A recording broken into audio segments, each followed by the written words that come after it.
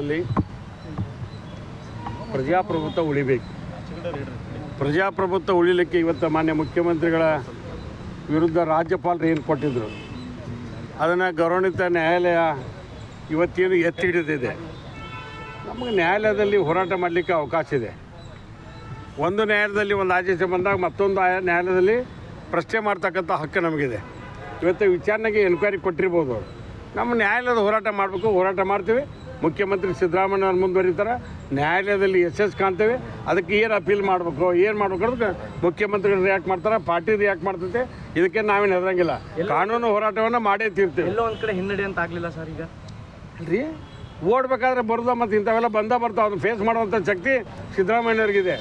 ಅದಕ್ಕೆ ಕಾನೂನು ಹೋರಾಟ ಮಾಡ್ತೀವಿ. ಅಲ್ಲ, ಆಟೋಮೆಟಿಕ್ಲಿ ಏನಾದರೂ ಅಪೀಲ್ ಮಾಡಬೇಕು, ಏನು ಮಾಡಬೇಕು, ಇಲ್ಲೇ ಹಾಕ್ಬೇಕು, ಸುಪ್ರೀಂ ಕೋರ್ಟ್ಗೆ ಹಾಕ್ಬೇಕು. ಆ ತೀರ್ಮಾನವನ್ನು ಲೀಗಲ್ ಟೀಮ್ ಕೂಡ ಚರ್ಚೆ ಮಾಡಿ ಮುಖ್ಯಮಂತ್ರಿಗಳು ನಿರ್ಧಾರ ತೆಗೆದುಕೋತಾರೆ. ಅವ್ರ ಜೊತೆ ನಾವಿರ್ತೀವಿ. 136 ಜನ ಮುಖ್ಯಮಂತ್ರಿ ಸಿದ್ದರಾಮಯ್ಯವ್ರ ಜೊತೆ ಇದೆ. ಪರ್ಟಿಕ್ಯುಲರ್ಲಿ ಸಿದ್ದರಾಮಯ್ಯವ್ರನ್ನ ಟಾರ್ಗೆಟ್ ಮಾಡಕತ್ತಾರ ಅನಿಸ್ತಿಲ್ಲ ರಾಜ್ಯಪಾಲರ ಮುಖಾಂತರ. ಈ ವಿಚಾರ ಎಂಟೈರ್ ಕೇಂದ್ರ ಸರ್ಕಾರನ ಎಂಟ್ರಿ ಆಗಿದೆ.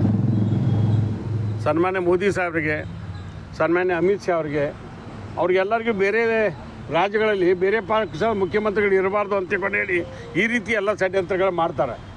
ಇಂಥದ್ದು ಏನೂ ಎವಿಡೆನ್ಸ್ ಇಲ್ಲ. ಇದ್ರಾಗ ಕೇಸ್ ನಡೆದಂಥ ಸಂದರ್ಭದಲ್ಲಿ ಮಾನ್ಯ ನ್ಯಾಯಾಧೀಶರು ಸಿದ್ದರಾಮಯ್ಯವ್ರ ಹೆಸರೇ ಇಲ್ಲ, ಮತ್ತು ಅವ್ರನ್ನ ಯಾಕೆ ನೀವು ಕೋರ್ಟ್ ಮಾಡ್ತೀರಿ ಅಂತ ಹೇಳಿದ್ರು.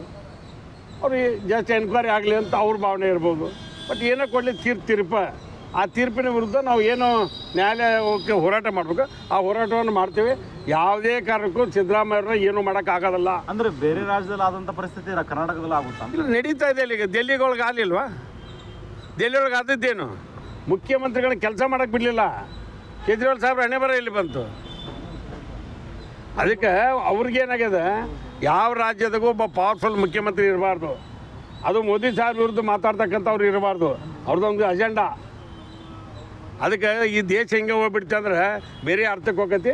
ನ್ಯಾಯಾಲಯ ಹೋರಾಟವನ್ನು ಮಾಡ್ತೀವಿ, ಕಾನೂನು ಹೋರಾಟ ಮಾಡೋದು ನಮ್ಮ ಕರ್ತವ್ಯ. ಈಗ ಆ ತೀರ್ಪು ಬರೋದ್ರೊಳಗೆ ಈಗ ರಾಜ್ಯಪಾಲರದ್ದು ಇದೇನು ಆದೇಶ ಗೌರವಿಸ್ತೀವಿ? ಇದೇನಾಗಲ್ಲ, ಇದಕ್ಕೆ ಏನು ವಿಚಾರಣೆ ಏನೂ ಆಗೋದಿಲ್ಲ. ಎನ್ಕ್ವೈರಿ ನಡೀತಿದ್ದೆ, ನಾವು ಅದಕ್ಕೆ ಅಪೀಲ್ ಮಾಡೋಕ್ಕೆ ಅವಕಾಶ. ರಾಜೀನಾಮೆ ಕೊಡೋಲ್ಲ.